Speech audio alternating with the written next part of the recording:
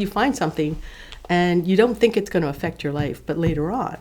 So they said he went to college, dropped out, then he went and took all these random courses at another school.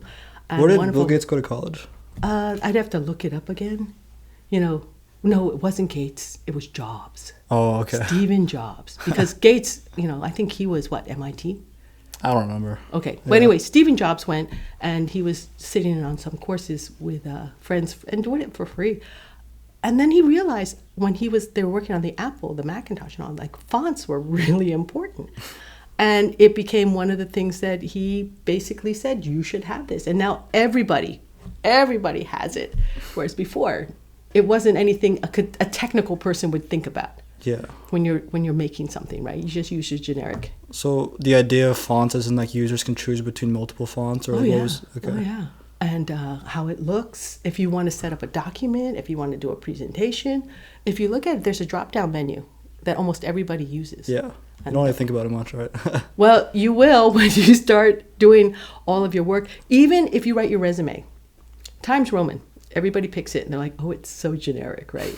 And then you get these fonts that people say, this is the one that you should use on your resume. It looks great. Or they'll make fun of certain other fonts because, it's a little bit too, childish. That's interesting. Yeah. So, but that came to him, and it wasn't something that a class he would have taken normally if he was in a What was the class about? So it was about fonts? What the class was? It was a design class, I think. Design class, and then kind of connected the dots for him in his brain. Take a look at it. I mean, I know that when I was reading his part about the birth of the machine, that this came up.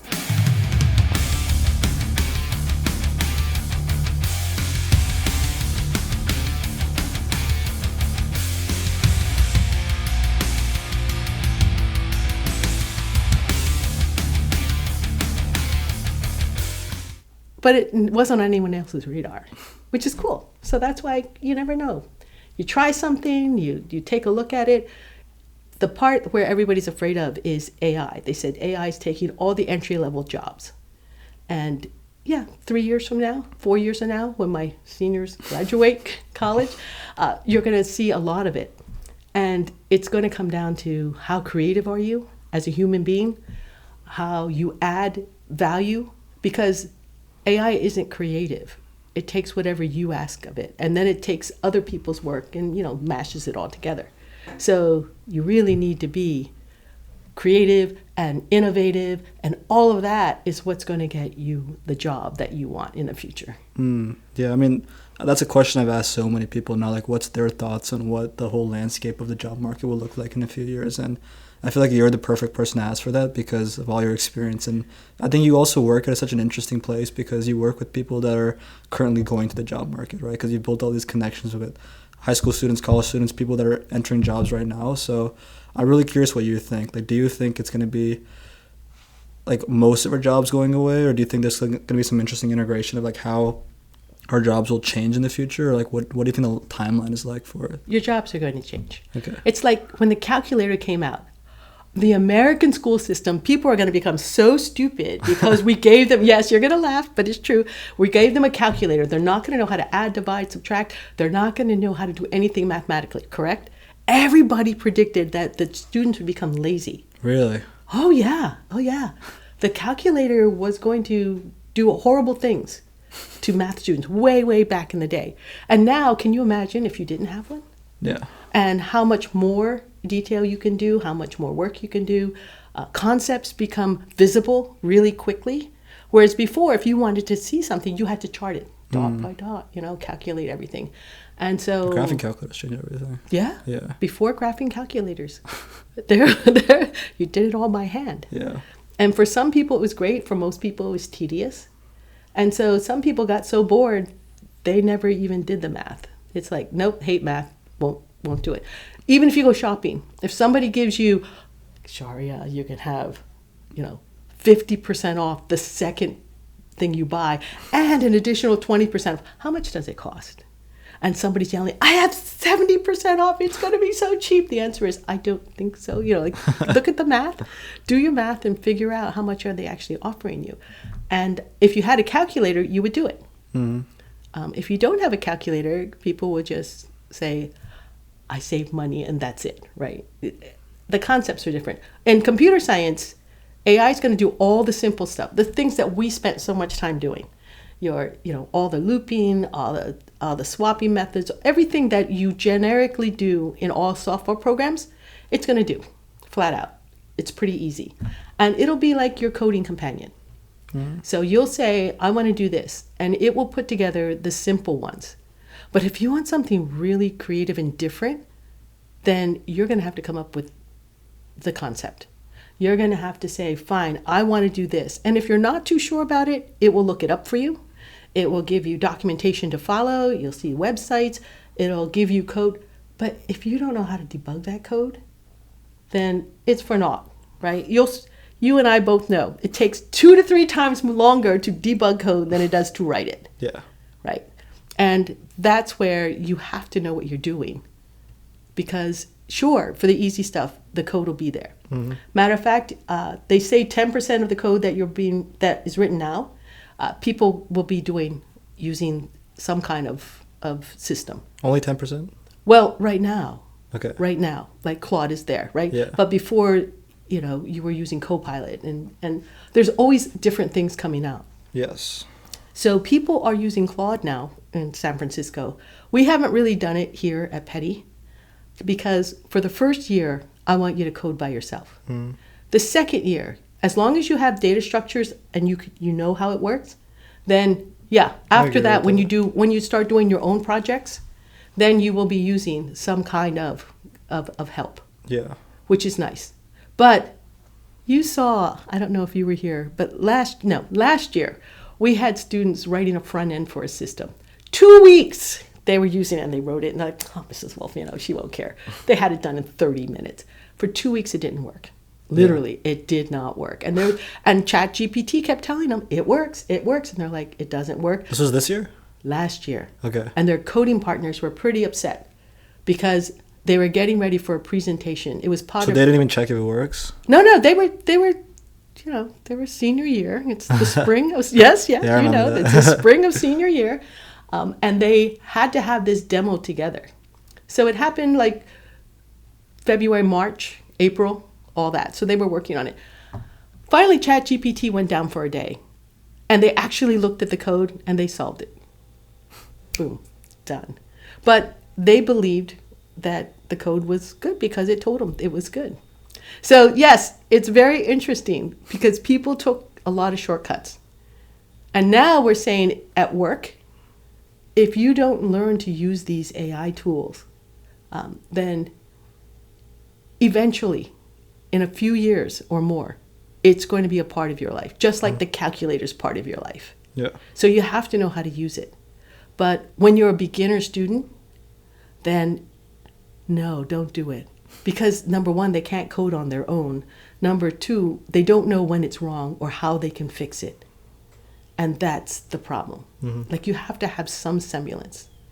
And then also when you're working with a company, everything you write is proprietary, correct? Yeah. So people were putting up walls to keep it from stealing. So each and every company has their own version of AI they're allowed to use. Mm-hmm. But as you say, things are changing really fast. So I think by the time our seniors this year graduate in 4 years, there's not going to be an intro per se, higher. That's going to be AI generated, simple stuff. Because that's usually what they do. They have a big project. They break it into small pieces. They say, here, Shari, you can do this piece. You can do that piece. Mm. And once you prove yourself and that your code is good, they might let you work on actual new code. But until then, you're going to support old code, right? Mm-hmm. Until you can prove yourself and say it's not going to break. So we're going to have to learn to use these tools. They're not all ready for us yet. Mm-hmm. You could tell by the AP scores.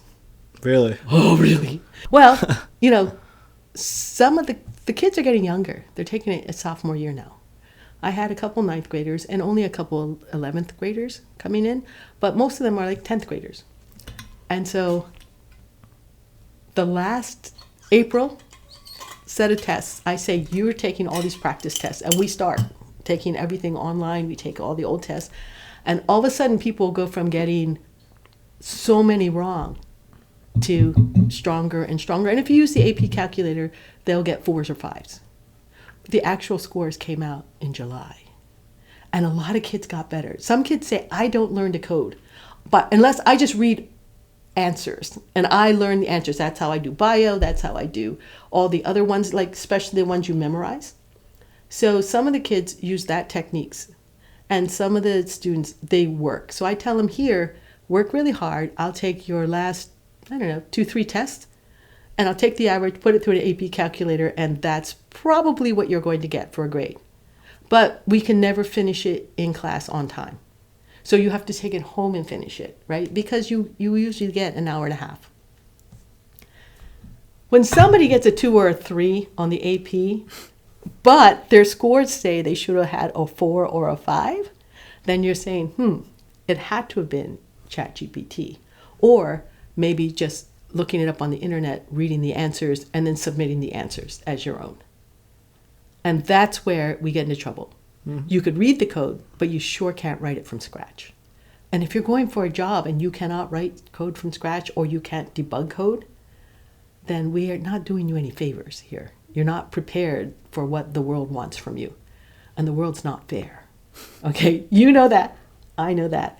But for some of the kids who think ChatGPT is going to help them get like this great job and they're going to survive the summer in an internship, it's not going to happen, right? So that's my view. I think it's a tool we're going to have to use, but not for the first year and a half of your programming life. Yeah, I agree with that. I'm curious, do you know if there's any stats about, was there a noticeable drop in AP scores this year for computer science or no? We're doing pretty well at Peddie. Okay. In the U.S., the scores came in. New Jersey scores came in. They were okay. So they're worse than normal, you think? Or I would have to compare it to last year. All I know is Peddie usually comes in really high. Yes. Yeah. And, we came in this year. We had a lot of 4s and 5s, like a couple 3s and a couple 2s. But those are anomalies, right? Mm-hmm. Normally, in your years and above, it's 4s and 5s. Yeah. And I feel comfortable. If we send you to an EXP for the summer, then I don't have to worry because you know how to learn. Because the whole thing about the computer science, it's learning a language. And it's persevering. It's like French, Italian. I think French is much harder. And now you're talking to like a dumb rock, okay, with certain rules that you have to follow. So people who persevere, they'll do pretty well. People who are like, I don't get this, I really don't want to know, then ChatGPT is their answer. At least that's the way that I kind of see how it was starting to go. That's fair. I mean, I'm glad. I think it came from me in the right place in the timeline because when I started to use it, I've already been coding for years. Yeah. So for me, it's like, sure, like I started using Cursor now for an app I'm working on, and right. It's insane how good it is and how much it can do. And, I feel like I give it prompts to do. It does a lot of it for me, whether it's organizing everything or writing codes or debugging parts of it. But at the same time, I feel like if I didn't understand how to code, like I've never worked on a project before, it wouldn't make sense to me what it was doing. But now it's like it's very clear. So right.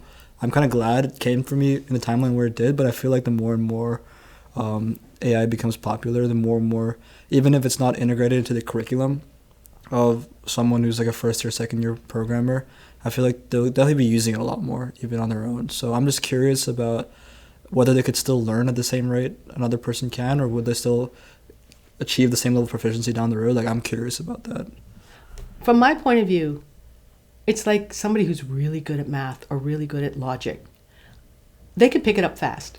And you might have to only teach a concept once or twice. And it clicks. It is the language of science.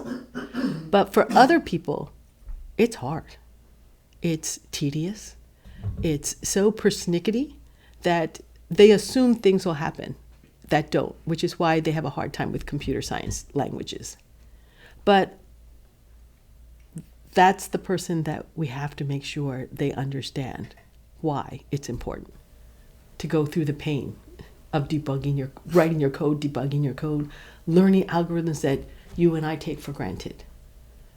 It is probably the hardest part about teaching intro level is you have to look at their code and you have to be able to understand what their logic was, why they did what they did, and why it's wrong. Versus, oh, look, this is how we always do the swap algorithm. It's this, it's 3 steps and you're done. But for some students, it's not. That's not the way they think. So yes, it's a different way of teaching a different discipline. Mm-hmm. But we have to be careful. I mean, I have to be careful because if I send you away to college, and were you ready for college? Did you? Yeah, definitely. So if you had copied all your code all through high school, would you have been ready for college? I'm not sure. Probably not. It would have been hard. It would have been a lot harder, I think, in college, right? Definitely. Even Kyle came home and he's at Mich. Yeah. And he said his roommate, the people in his dorm, they didn't know the sorting algorithms. It wasn't on the AP. They didn't learn it, and they found it to be super hard. He, in the meantime, is laughing because we did the videos, we did the act it out, we did the, even the dancing videos were hilariously funny. But if I showed you straight code, it was pretty dry and really boring. And when you read it from a book, it doesn't make. But the data visualizations that people are doing, they're wonderful. I mean, even the cross-functional things people are doing to teach computer science. People from the dance area are doing it. You have design people coming in. You have people creating really cool ways for the concepts to come in. That's what makes it interesting. Because computer science isn't going to be a standalone anymore. In the future, it's going to be integrated. It's like driving a car, right? All of you learn to drive a car. Well, in your generation, maybe not, because everybody's like, there's a lot of people that are going to be doing like driverless cars. Well, yeah, my friend has one of those new Teslas that drives itself. It drove us all the way from his house in Montgomery to New York City by itself. We didn't touch the wheel. Wow. It was absolutely insane. Were you happy or afraid? I mean, I feel like it'd be more scary if I was in the driver's seat, because for me, I'm sitting in the passenger seat. It's like it's driving as normal. When you look over, like the wheel's turning by itself. It's pretty crazy. And one time it got stuck in this like 10-minute loop by accident because the road was closed. So it still needs some improvements. But American Dream Mall? We were trying to take an exit out, but it was closed, and you had to take another exit. So it turned left when the cones were there, and it went around twice, and then we realized something's wrong. Oh no! And you're in Newark, right? Yeah.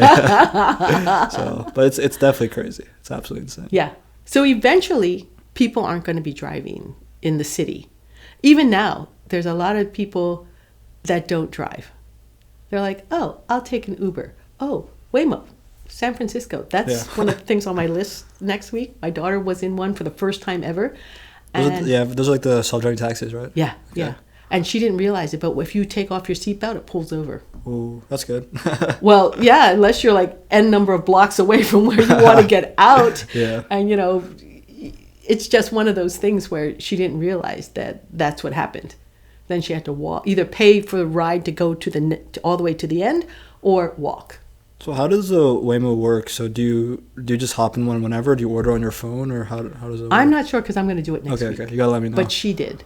And she said, late at night as a woman, sometimes you might feel better in like a driverless taxi versus some rando driving over, picking you up and taking you home at night, right? So she's just said she wanted to give it a try. And a lot of her coworkers, they take it because it's easy. It's cheaper probably too, right? Mm-hmm. So life is changing. Life is changing for the way we see things. Yeah. And so if you understand how it works, it's not so scary. But otherwise, it's a mystery. It's magic. It's, hi, I get in here and you're going to do this for me, right? And that's the part that you want to know. Yeah. No, the integration is going to be really interesting because a lot of people are saying that the jobs are going to go away because of automation, but at the same time, every industry wants computer science right now. So it's interesting how it's going to play out. And I think what you said before was correct. It's not just, you can't just walk through and assume you'll get a job, but if you're creative and you think a little differently, you could probably still land great jobs and, I guess, contribute to huge projects in many different fields. So. Yeah. And it's the same thing. I mean, it's applying to every situation, every job that we talk about. They have automated so much. But even if you're going to give a really great presentation, you're not going to just put it all into like something like Canva or something, right? You're going to actually spend some time and say, okay, this is what I want to say. This is how I want to say it. It'll help you format it. It'll help you find graphics, We did it for the EXP posters last year. Some of the students had posters, and some of them are very dry. It's boring, right? So we had to figure out, and we were following the CMU format, which says, if you're doing a drive-by and there are 60 posters, somebody should learn at least one thing from yours, even if they don't stop. And if that one thing is really cool, they'll read the paragraphs, right? They'll read the pictures. They'll look at the pictures. They'll look at the captions. And if that caught their eye, then they'll actually talk to you to understand what's going on. So we had to simplify an executive level poster that had enough information, enough charts and graphs that if you found a technical person, you could drop to that level and talk to them. And we practiced. As you remember, we practiced. And they got a great response. The first 2 or 3 times, everyone's nervous. But by the end of the night, they are just ripping through. And like, our parents are professionals in the field. They're really smart. And they actually came back and gave feedback to our students saying, great topic, you were able to talk about this. And then when the next one came along and they were to drop low, bring up the technical, and then come back up. It's really good practice, as you know, for interviewing for jobs and for doing anything else. So I think it's important. I think it's really important that the human side comes in. Part of the job is when somebody comes into work, they read your resume, they know you're competent, they give you a technical test, and then the other one is, do I want to see your face in the hallway? And if I do, and I like working with you, then life is good, right? The more chances you have of getting hired. Because if you look at all the people that are really good, and you're right, what if AI takes up certain parts of it? What are you, the human, offering them? And you have to offer them a person they want to work with. A person, and your communication skills have to be fairly strong. And you and I both know some people's communication skills are not as good as their technical skills. Yeah. I think that's like really appealing to people right now. Like someone who's really proficient at CS and really proficient at business. And I think it's kind of rare to see those people these days. Yeah. We have students that will avoid anything to write, right? And the same thing, the answer is, have you read a novel? No. Why would I do that? It's like, because it's a good thing, right? Because when you read, you get the rhythm, you start to understand structure, and you're interested, so you want to keep reading. But when you talk, when you present, all these things come back to you, right? And if you hadn't done that kind of reading, and if you don't read your technical journals, your novels, your writing, how to organize your thoughts, how to be quiet and think, and then open your mouth. That's the part that some people need to practice. Definitely. And I think that in our classes, I'm introducing more public speaking. They said, why do we have to present? And the answer is because your whole life, you're going to have to present your ideas. And if you can't pitch them, if you can't talk about what you want, articulate, and be able to drop to whatever level, either the high-end executive or the low-end technical, then your ideas will never get farther than your PC. And then the next person who takes your idea, and then all of a sudden they become really famous, they get the next job, you're saying, that was my idea. The answer is, then you'd better be able to sell it and able to articulate what it is. Yeah. That's what I think we need to incorporate more of. I definitely agree. I think from what I've seen in your classes, you do a good job at that. And I'm curious, like, so you mentioned you're introducing more public speaking. Like, what are the different tools you're using to get people to develop these skills, like in the classroom now? Well, first, I let them do whatever presentation they want. And then we talk about how do I improve it. And so I ask them to, number one, look at the composition of what they say. If they have a lot of bullet points, get rid of them.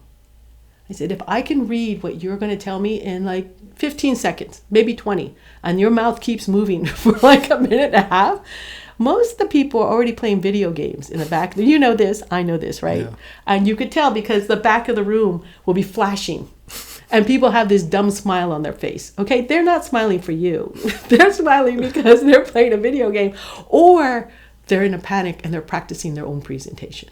All right. So we tell everybody, hey, give us 3 good questions and let's move from there. So we will fix their presentations. We'll put more graphics in and we'll tell them this is to back you up. if you watch the news shows, if you watch anything, it's not like the person's bullet points are behind them, right? You see what's happening. You see their graphics. The way you grew up wasn't all just words on a page. And it's your generation and generations before you that you have to capture the imagination. People in their 50s and 60s, they're used to reading bullet points and watching horrible things. They used to walk in, grab your little packet of slides, walk out the door when they realize you're just reading it to them, go get a coffee, chat with their friends, talk on the cell phone, and come back. 15 minutes, hopefully. And then they'll catch the end of your presentation and the Q&A because they've already read your slides. That's what we want to avoid because you're the expert in the room. And therefore, if you have, and your slides capture their imagination, they'll pay attention to you. So we do that. As a matter of fact, I had the 10th graders after the AP give presentations, and some of my seniors are like, these are terrible. I was like, well, you know that now, that it's terrible. But they don't know it because they haven't done it before. So then they get version 2. The EXP students, we come back in September, and you give the presentation. Then we do it again and again. And then remember, we had people come around Robbins. We had set up your boards. Oh, yeah. And I called in anyone I could from the hallway. Come listen to the people talk. So that was what was important, is that you gave this presentation while other people are presenting. And then everybody from a different background would ask you questions. And I think that it's really important that you get that practice. And most of the people that come back, you don't need intro to computer science. You don't need data structures when you get to college. They're going to hammer you with all of that, right? And you're going to go beyond. So the content-wise, if we lay the foundation, you will continue taking computer science courses. But once you get to college, if your foundation's in place, you're going to learn so much more. So 50% of the job is all the other things that we did in class. Most people said, Mrs. Wolfe, if you didn't teach us how to introduce ourselves, how to do an interview, how to pause and think before we talked, even how to make a presentation, it would have been awful because nobody's teaching that in college. They're teaching you content. Unless you take a really good marketing class, unless you take a class where you are doing public speaking. But if you're on the technical track, you don't really get those classes till maybe later on. In the beginning, it's all just, your math classes, your STEM classes, and maybe an English class to write a paper. Yeah, and I think it's even in addition to taking those marketing classes, I feel like the best way to practice it is just like work on a bunch of projects on your own and try pitching it and trying to grow it. And I think through that, I feel like a lot of the skills I learned on how to present and how to be a better communicator came through just projects I worked on. Yeah. And I think it's huge for people to do. I'm realizing that more now. It's hard though, don't you think? Yeah. I mean, there's a lot at stake. So we have some students will say, listen, the reason that Peddie gives you all these art classes is to teach you to think about design and how to look at it. People have taken debate classes, people with theater, so that you go on the stage and you don't panic. Even presenting here, you're in the fishbowl. Anyone walking by in this hallway, they stop in, they look, they want to know what you're doing. But it's good because at least your fellow students will give comments. And we're lucky because Peddie students are well-rounded.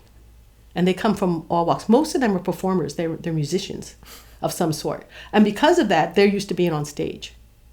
But it's different when you're the solo presenter. And that's what we want to practice. I think that the technical skills are going to be really good. We're going to develop all these great tools that'll do the rudimentary part of your coding. But being creative, taking projects, and here at Peddie, the upperclassmen, we turn them loose.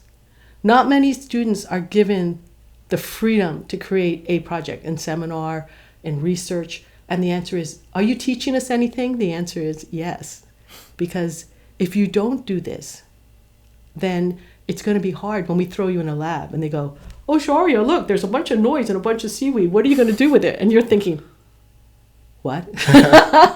Yeah. I mean, everybody goes through that as part of EXP, right? They're not giving you a project that they know the answer to. They're saying, solve this problem in whatever way you can. And then you have to go into research mode. Yeah. try this out. If it doesn't work, okay, try something else. If that doesn't work, ask somebody at lunch. Go talk to different people. I mean, I think it's really important that you understand what kind of questions to ask. Mm-hmm. And that's the part that's hard. Because in the first years, we keep saying, do this, right? And it gives you the confidence to know that you can do the foundational things. But down the road, all of you went in such different directions, which was cool, right? In your years, I think I wrote about this when Ohm and Ming, right, when that whole group did the whole sneaker thing. Yeah. It was fantastic. They were heroes for what? 2 weeks? And then Nike got a hold of them and said, excuse me, get our logo off your website. And it crashed and it burned and they were just devastated. Yeah. Right? And everyone's like, first everyone's like, wow, you did this. Then it was like, NFTs, what are NFTs? Look, you're making all this money. And then they had to return everything, right? Because Nike shut them down. Yeah. But they learned a lot. I mean, they learned a lot in that very short project about what they could do, what happens. And you know what? So you gave them their money back. It's okay. It's a fantastic learning experience. And I think that for you folks, that's what you're going to have to do. Because no one's going to have the answers the first time or the second. And if you take the safe route, you're going to get the same boring projects everybody else in the world is doing, right? And that's the part that it's a good, safe place to start, but eventually we have to turn you loose. Mm-hmm. And who knows? Maybe somewhere you're going to do something that you're going to say, this is annoying. I can solve this problem. And when you do, everybody will go, why didn't we do that? I mean, we knew it existed all along, right? But when you solve that problem, and you're in a tech world, look how many non-technical people there are out there that need a solution for a problem that in your case, you would say, oh, I could solve that in half a day or less. And when you do, that's your claim to fame, right? Yeah. I think that one of the skills I definitely learned at Peddie from early on was that you don't have to know how to approach a problem to work on solving it. Because I feel like ever since freshman year working with the coursework you provided or even the math program here, yeah, I feel like very quickly I got used to this idea that you can kind of pretend you know what you're doing for some time. That's kind of the mindset I fell into early here. That if I see a problem and I have no idea how to approach it, I can just kind of pretend I know what's happening and eventually just trying a few things out, something works out. And I think that skill was further refined during the EXP program because, everyone's trying to figure it out at the same time, which is exactly what you said. So, yeah. And it's surprising how, despite not knowing how anything works for weeks, and you just try things and throw darts at the wall and something clicks and it works. Every time I've worked on a project now for anything, I don't feel this fear anymore when I don't know what something means or how to approach something. I always have this mindset that I can figure it out pretty easily now. And I think when I talk to other people, I realize that that's not a common mindset because I think that a lot of people, when I talk to them, it's you have to learn something before you can do something. And I realize now that it's a very different mode of thought that I think I learned at Peddie specifically. But I think that's one of the most important skills people can develop. Because I saw this in my sister too. She's pretty bright too. She's a freshman in high school. But I noticed if she's never learned something before, and I'm trying to teach her something, she'll almost have this resistance we have to learn it first before I can do it. But it's for me that doesn't make sense. I'm you learn it best by doing it. I hate sitting down and reading something. I want to just kind of start working on something and see how it all kind of comes together. So, but yeah, I think it's a really important skill. And I feel I've seen that so many times in the math curriculum projects here, even with Mr. Frost in physics, where he wouldn't when I would come with him with a question, he wouldn't give me the answer. He would just keep asking me questions back. I think some Socrates method or something. And I feel every piece of Peddie is kind of instilled that in me. And it's pretty cool to look at it in retrospect now that you can almost approach any problem in any field and kind of with this mindset you can probably figure it out. Yeah, but that's important because that's why they changed MPS, right? Math problem solving, and people came in and said, I have an A+ in algebra. I have an A+ in geometry. I took all these summer courses. And then they come to MPS and they're dying And I've never seen this. And they're saying the teachers aren't teaching me, correct? Because you've heard that so many times. I never agreed with that when people will say that. Yeah. And in general, they'll start with Miss Montgomery, like, oh my God, I need to get out of this class. This is horrible. And it's not a plug and chug. Here's your formula. Let's do 5 examples. Here's your homework. Do another 20, 30 examples, and then we'll do it again. And then we go to the next concept, right? She's teaching. She's teaching you how to think. She's teaching you how to be resilient and how to work in a group. And therefore, you try all these different things, and then you see the solutions start to form. And it's hard. It is so hard because you have to figure out different solutions. So by the spring, everybody loves her, loves Mrs. Montgomery. And it's like, oh, I can't imagine not having her. But in the fall, in September, when the parents get upset because my precious A+ student is now getting a C, it's like, that's average, okay? It's okay to be average because you're working with other students who also is plug and chug, right? They just know how to do formulas really well. But now we're asking you to think and to talk. So some people love it, some people hate it. In computer science here, we teach you both ways, right? Here's direct instructions. This is how to do something. Look at this code. Oh, I copied the code off the board. It works. We're cool, right? Or I copied it. I did ChatGPT. And then we give you a problem. And so if you give me tic-tac-toe off the internet, it's just this variable plus this variable plus this variable, and you're doing it by hand. It's good for 3 in a row, but what about 4, 5, 10, 100 in a row, right? The code gets massive. So we try to teach you different techniques. The people that want to learn, oh, I love arrays. Let's talk about arrays and how we can use looping. Oh, let's talk about classes. Let's talk about methods, reusable code. I mean, once the concept clicks and they realize they apply it to lots of parts in your life, and you do use it. But if you're resistant and you want to be told one way and that's it, from now on, I'm going to keep writing this bigger and bigger and bigger if statement, right? That's hard. Yeah. Because they don't want to they don't want to know more.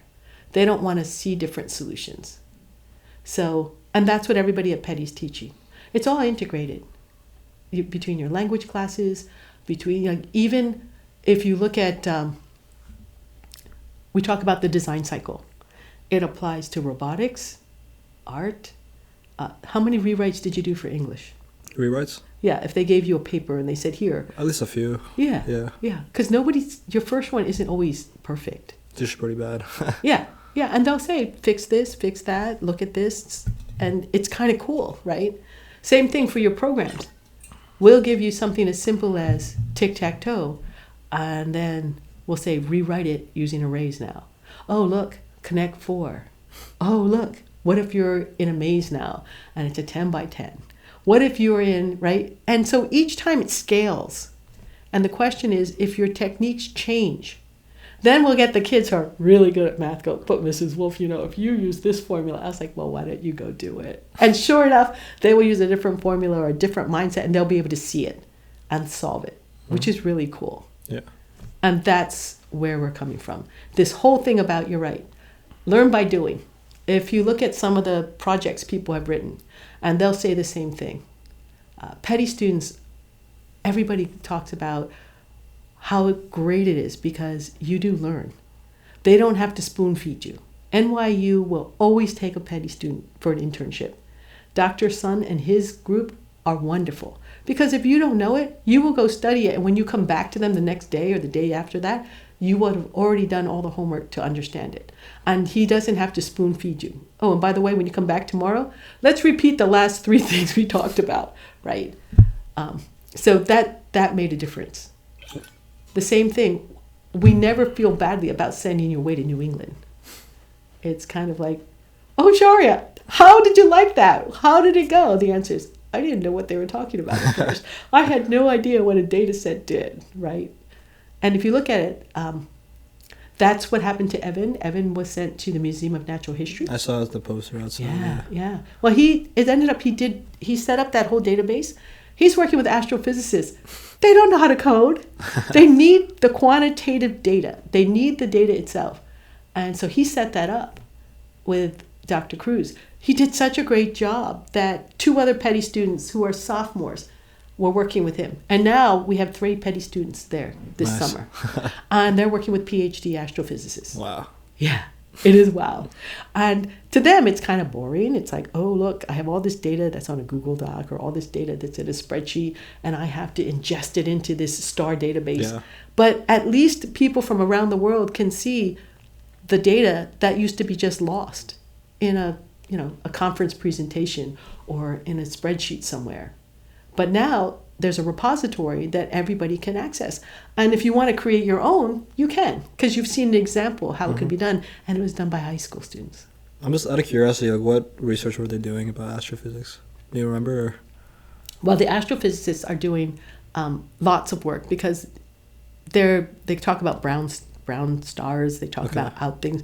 They're not like the mainstream data that they were getting. So this is the kind of data that if you were taking a look, you would say, whose telescope is seeing like this obscure little thing, right? These objects, and where can I get more information on it? And if you see it from one place and then from all the way on the other side of the world, you see data, and then you see data from there, then they use it for whatever thesis or whatever project they're researching. Interesting. But if you ask them to go search every research paper anybody read or any presentation or going to other people's website, they don't have the time to crunch all that number, right? But if they can find it in one place, then they can get that, and they could. So that's where hopefully the students go next. Mm-hmm. The first part is gathering the data and putting it in a repository that people can use. The second part is working with them to extract the data that they're looking for. And they don't know what they're looking for, right? They're looking for trends, they're looking for things, but they need the data in one place to see it. And that applied to almost every EXP student that went out there. They were given data sets and saying, can you do some work on it? So yeah, it's kind of cool. Some of the stuff they do is boring, like not interesting at all. Some of it is really interesting, and they keep going and they do it for the rest of the year. Other times, I think that in Evan's case, or I should say with Dr. Cruz, she's thinking, wow, I need these physicists to learn computer science. And they're like, no, we're astrophysicists. Our eyes are out into space. We don't want to do that. Yeah. Right. So I think it's kind of cool because now you have students who do both, the computer science and the astrophysics, because they have to understand what they're looking for. Yeah. The understanding on both sides, yeah. So, you look at it from that perspective, that you have to see both. And then Peddie has this wonderful, wonderful alumni. So it's like, hey, Vishnu, what are you studying over there, at UIUC in astrophysics? And look and just kind of hearing, and then we could connect them with the high school students that are looking at what's happening. Yeah. Dr. Barlisk is over at NASA. And she went to Williams. She went to Peddie Williams.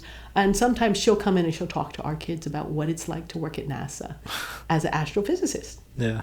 And, you don't think of that as being part of the computer science department. But when she did her PhD, she said, I wish I took a computer science course. Because she could do the qualitative. But the quantitative, she had to teach herself computer science.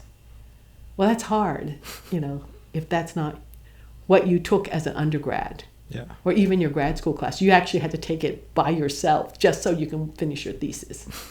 Yeah, exactly. Or we send you one of our interns saying, hi, you want a good computer science student to work with you?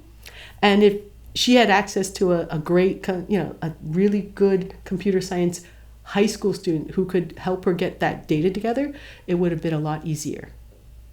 But graduate students don't know to come back to us to ask us for help, like us, the computer science at Peddie department.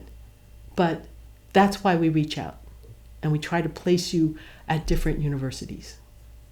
So it's important. They need you, you need them. You is now going to be the high-end college person that's going to look back. And if we do our job right, you're not going to be babysitting. You're actually going to get someone who could help you. Yeah. Because that's the problem with internships. A lot of people don't want students and babysit them, right? So I think it helped a lot. I think for us, when the students come back, this year I have students that are doing business and computer science. That's going to be wonderful. Yeah. They're doing more marketing type stuff. Interesting. Yeah. Because in the past, we've always put you in labs, right? Because we're always tied to the science EXP. Now, we're expanding. We're saying reach out, go find a really good internship where you're using your skills, but it doesn't have to be in a science lab.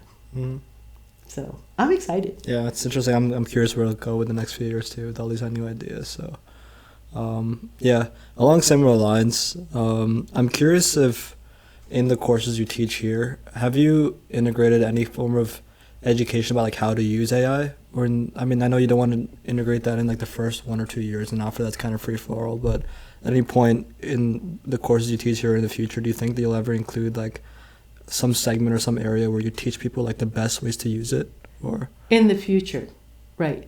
That's pretty much because by the time you take a whole Peddie, you folks are booked. You only get maybe 1 or 2 electives, and it isn't until senior year that you see a lot more open up because you've taken it. So if you figure the first 2 years are basics, then it's the 3rd and 4th year. So now, if you're EXP, we spend the 3rd year just giving you time to learn whatever you need to learn for your EXP. But hopefully we'll have more time now because the tools weren't ready for us. We weren't ready for the tools. And then they were buggy, so it just caused a lot more work.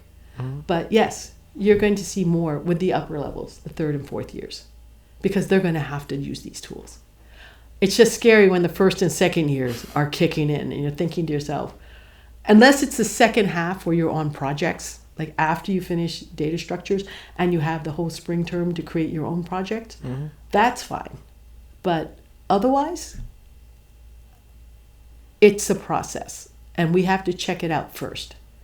But we were doing things like exploring what AI tools are there, and everybody gave a presentation. And things from taking your voice and using your voice, it was kind of scary when somebody answered a few questions and then all of a sudden, click, their voice would be, in this cadence, would be spilling out information. And they're like, can you delete that, please? It's, don't keep that on the account that we have your voice captured, right? Even things as simple. So coding, we've already seen it. People were doing it with video. In EXP posters, we were creating visuals because they weren't comfortable making their own visuals. And so they asked ChatGPT, can you please create, something that shows this area and these are the sections I want you to highlight and all that. And it actually gave information that was useful. That was really cool. But we haven't used it for coding, except I think it'll come up with 3rd and 4th years. Yeah. That's where I see us going. But I don't always get all of you I was fortunate to have a handful of you stay with me for that long and turning you loose and seeing what's happening. This year, a lot of students will take the AP and some will go to EXP, a small group will go to like data structures because they're going off to do something else. So last year we had 13 students. This year it's split. Oh. It's split, like 7 here and a few there. So it's not as wide. We have it also depends who you get for your first year teacher. Because some of the students it didn't click per se. And then they don't come back. This year, I'm hoping we get to see more students come back. Some people had to repeat. They thought they learned it in Python, but they didn't.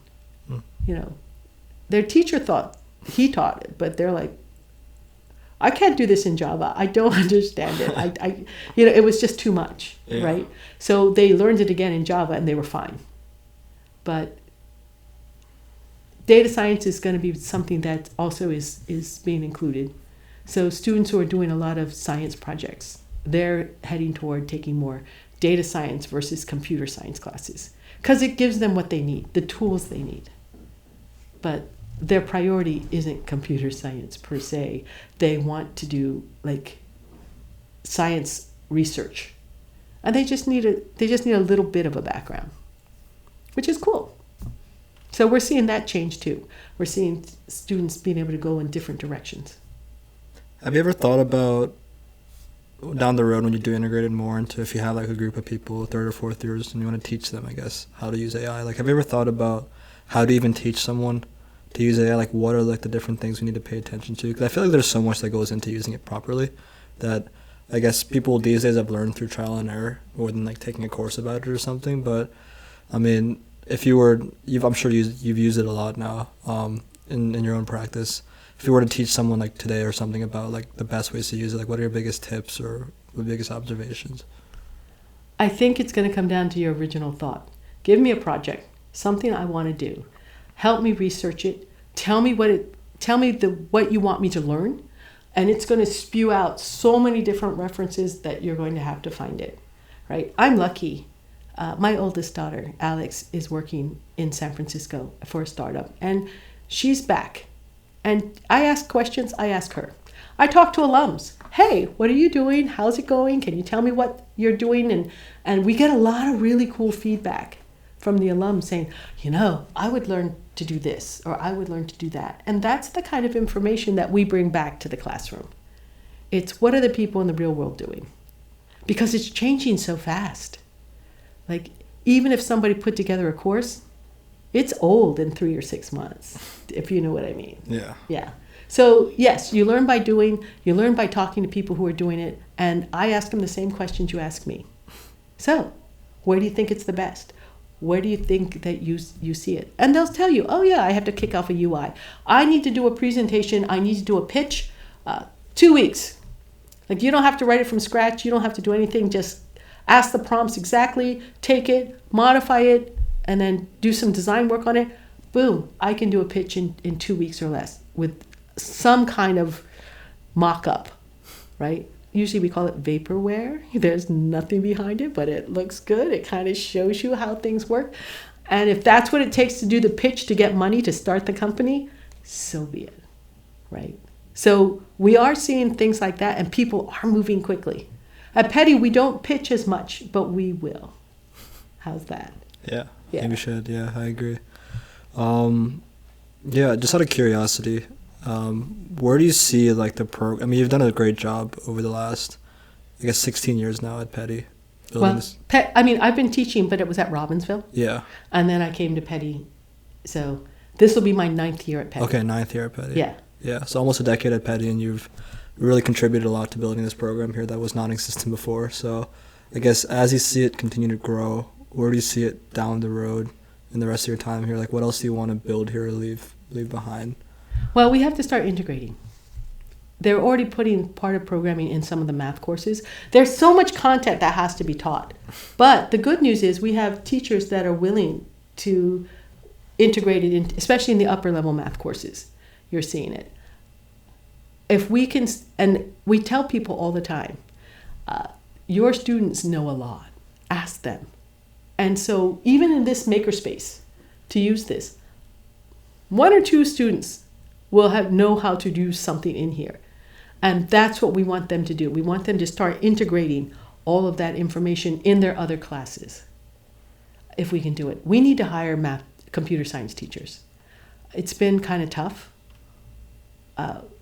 There's a new teacher coming on board.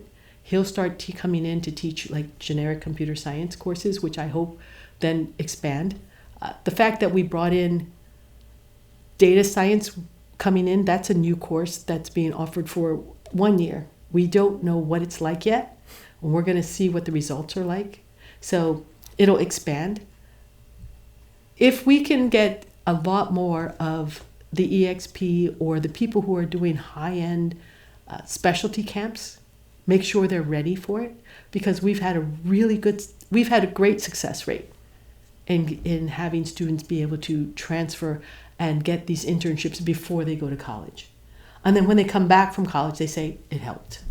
Like, if we hadn't done this, as you said, develop the confidence for that. So this department has to grow beyond this room. Because this room, we're pretty busy. And there's classes in here all the time. But now we want to make sure that the rest of Peddie know that they have these resources. And then your projects across the board will get even more interesting. So, yeah we want to see that go. It's exciting to see that, and maybe it can, even beyond math and everything, you can start to slowly integrate into all the different pieces. But yeah, it's hard because of time. We're, three terms. There's a lot you have to learn in one term. So if we're asking you to put more stuff in, so if somebody knows computer science, it's easy. If they don't know computer science, it's really hard for them. So they have to it's kind of like any team you build. Everybody has a skill set. It's a Mission Impossible team, right? And if you can get one person who has this background, and then another person who has a background in something else, and a third one, and you get these mini experts together, you'll do really well. And that's the part that is starting to come into play. But it's hard. It's really hard to have a chunk of my curriculum here, your curriculum there, the other curriculum there, and say, make this project work. Although people do a great job, but it hasn't fully integrated yet. Like even us and science, right? Computer science and science, there's a lot more that could be done. And it doesn't come together until EXP. And then you start to see it. So yeah, freshman, sophomore year, you don't see it as much. Junior year, you do. Senior year, you do. But by that time, you've already told your story to get into college. And a lot of students, when they apply to college, will say, I worked on this project or that project, right? And then, as you say, sometimes it clicks and you're excited. And sometimes it's like, no, I don't want to do this for the rest of my life. This is not what I want to do. And that's okay too, right? If you think about it. Yeah, I think the benefit of computer science or projects, you get so much freedom to kind of build your own thing. And I think when I've, talked to friends working in other fields and stuff, I guess there's so many more limitations than, working on your own project where you get the full freedom, you get to build something from scratch. And for me, that's always been more attractive. So yeah. Well, for some people, it's scary. It's really scary because they're like, what are we going to do? What do I have to learn? And then once you do it by yourself, and you realize it doesn't matter if I fail as long as I learn something along the way. And then I'll try my next project and my next project. So we're seeing a lot more students who are not working for the big companies, and they're actually starting their own businesses, which is kind of cool because it takes a lot to actually struggle to make that happen and put in the time that you need to do. So that's why it's nice to talk to everybody that's in college now or that's coming out of college to say, so you're under 30, tell me, what's going on in your world? What do you think you needed to know more of? And then we try to integrate more of that into the high school. But a lot of the times, it's the soft skills are the ones that they remember the most. Because the technical, you can pick up technical. Once you know what you're doing, after the first 2 years, you can pick up anything, don't you think? Definitely. Yeah, and it's changing. So as long as we lay the foundation, you're not afraid. Technically, I'm not. But soft skills, it's that marriage that makes you impressive when you go into the world. Yeah, I agree. And I feel like right now it's an interesting time for me because I worked on projects before, but I feel like right now over this last month I've had this, growing desire to start like my own kind of CS project. And I started working on one thing, but then I ended up switching because I had two people reach out to me, and I ended up becoming a co-founder of this other thing that I started working on. Yeah. But I guess something I'm scared about right now is that over the last few weeks, I feel like out of nowhere, I came up with all these different ideas, and now there's 4 ideas I'm working with. And I don't want to get stuck in a place where I'm paralyzed because I'm trying to do too many things. So, but I guess my biggest struggle is finding out which one I want to commit to for a period of time and actually make progress toward it without pivoting. I don't want to be the person that every time I get a new idea, I pivot and I switch. And write it down. Yeah, I have so many note sheets, kind of mapping it out. And then prioritize. Yeah. And then go find your partner. Because basically, if you have a partner to work with, someone you're responsible to, you'll work harder. And you'll have someone that bounce ideas off of. And you won't pivot as much because you both 2 or 3 of you are going to be so vested, you will finish. Or you at least put down, hey, this is my milestone, 1, 2, 3. If we hit this one, let's see where it goes. And then we're going to pitch it to people in industry, ask them what they think. The hardest thing is getting the idea and formulating it. If you notice, a lot of the hackathons, they're not asking you to finish the project. They're asking for ideas. And if it's a really cool idea, they're going to give it to professionals. And they're going to develop it as a business. And your idea will take off because they just don't know what's needed.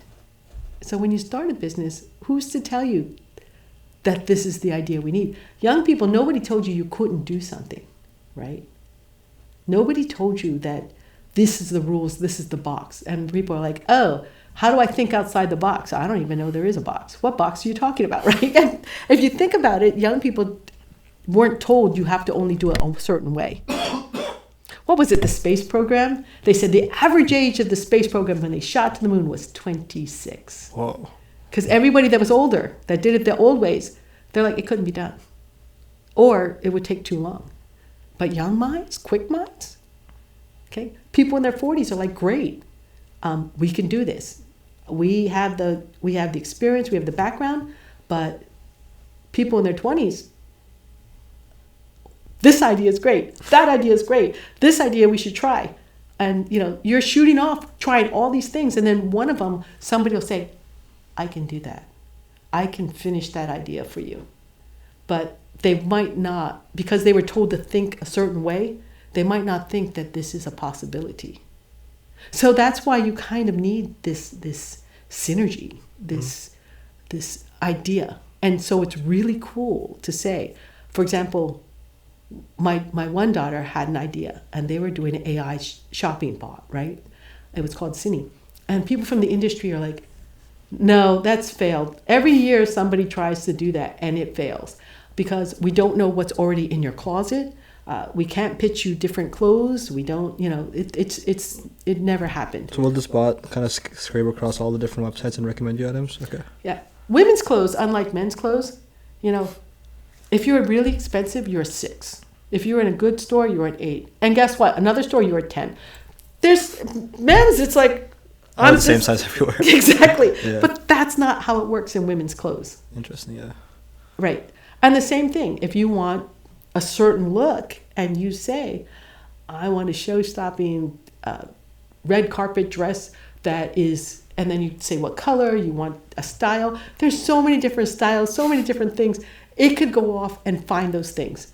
And then it's not in your size. So how many, well, maybe not for you, but for women, you could go to a website and you'll find this really cool thing and it's sold out. Yeah. Or it's not in your size, or it's not in the color you want. But if you had an AI person shopping with you, it would only show you things in your size, in the color you wanted, and whatever. But there's still a lot that has to be done. Mm-hmm. So people are kicking that around because it's what we do all the day, right? I think if it's very accurate, it could be really popular. I think the accuracy part will be the hardest part. Well, it's also because you have to go across all these different lines of clothes. It's big companies will start their own. Boutique companies will like to have this separate one.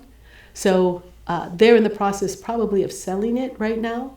They put together a lot of the software to start to see it happen. But yeah, it now comes down to finding partners who want to integrate this into their websites.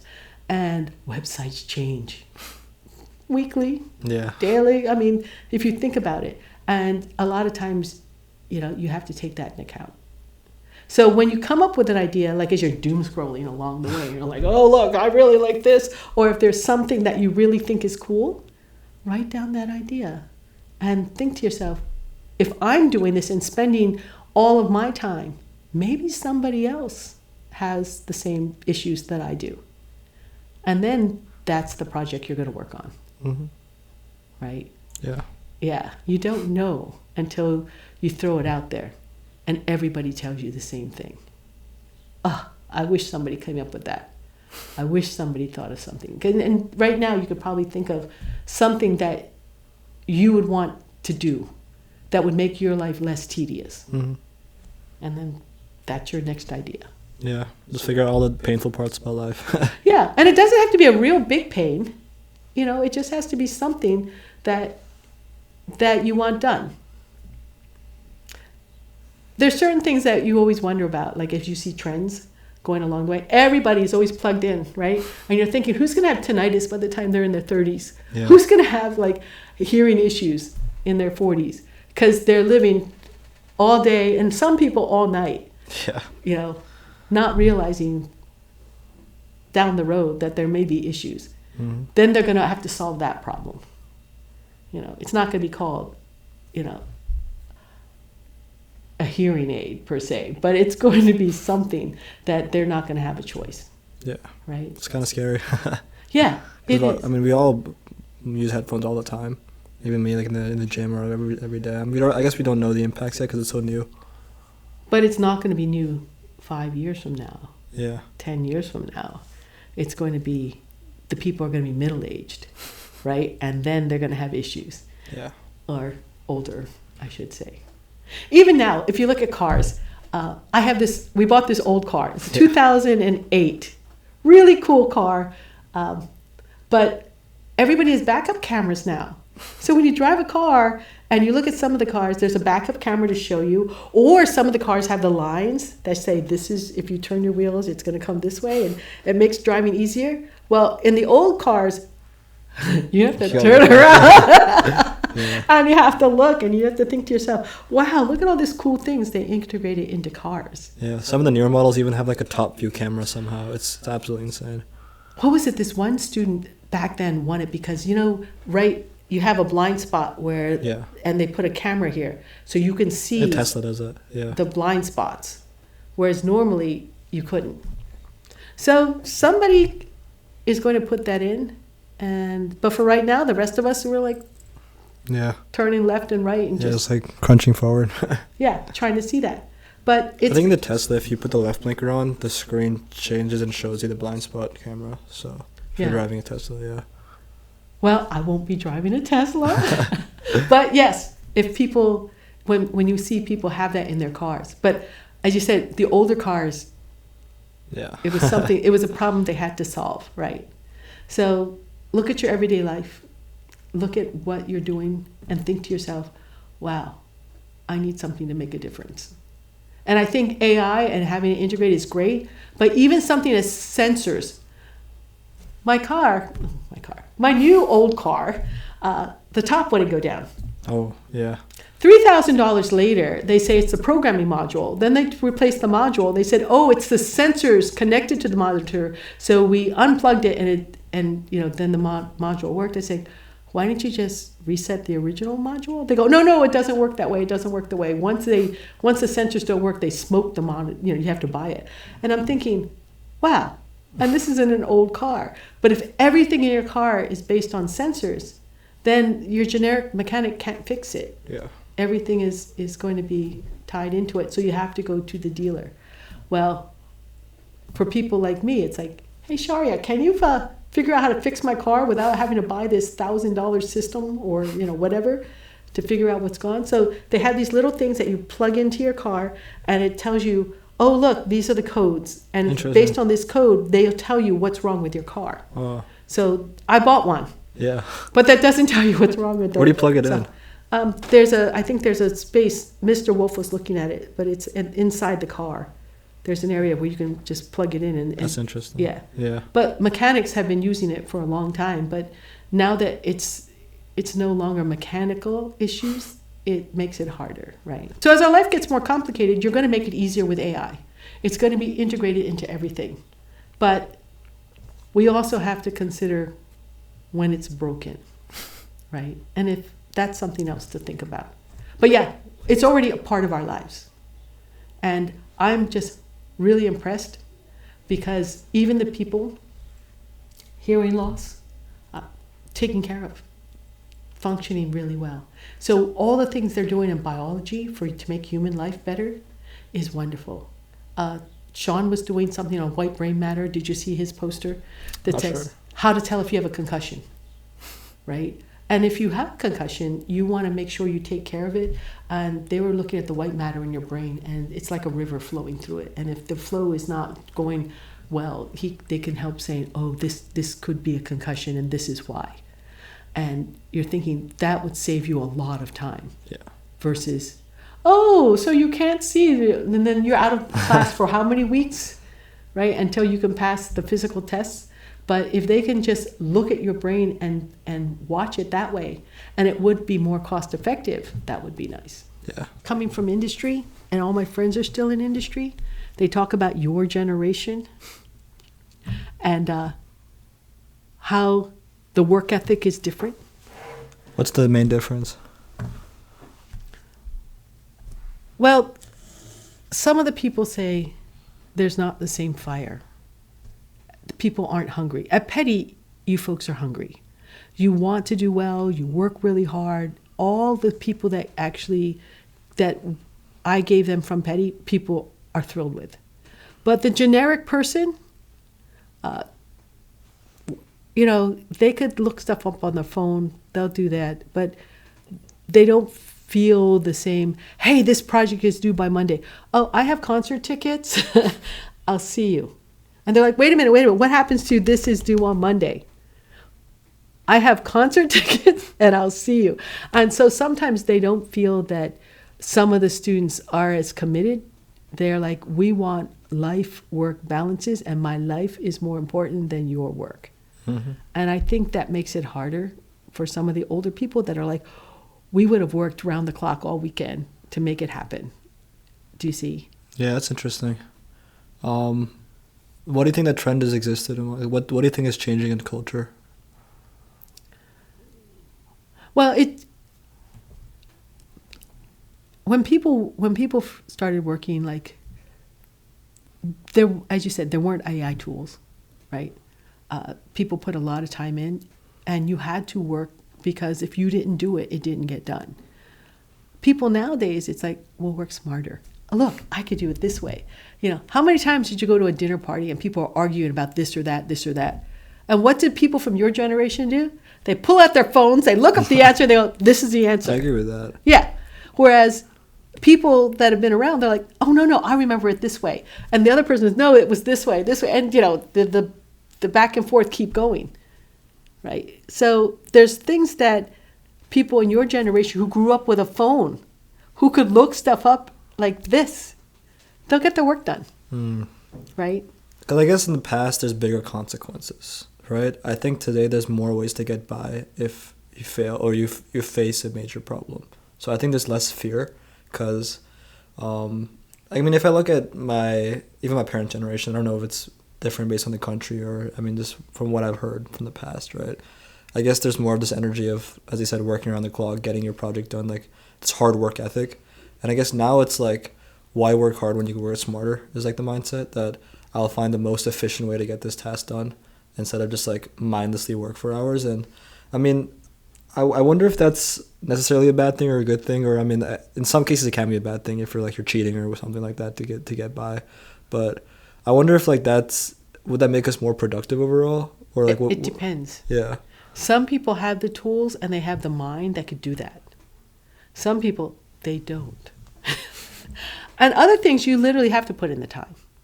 You don't have a choice, right? You have to do what you have to do by yourself.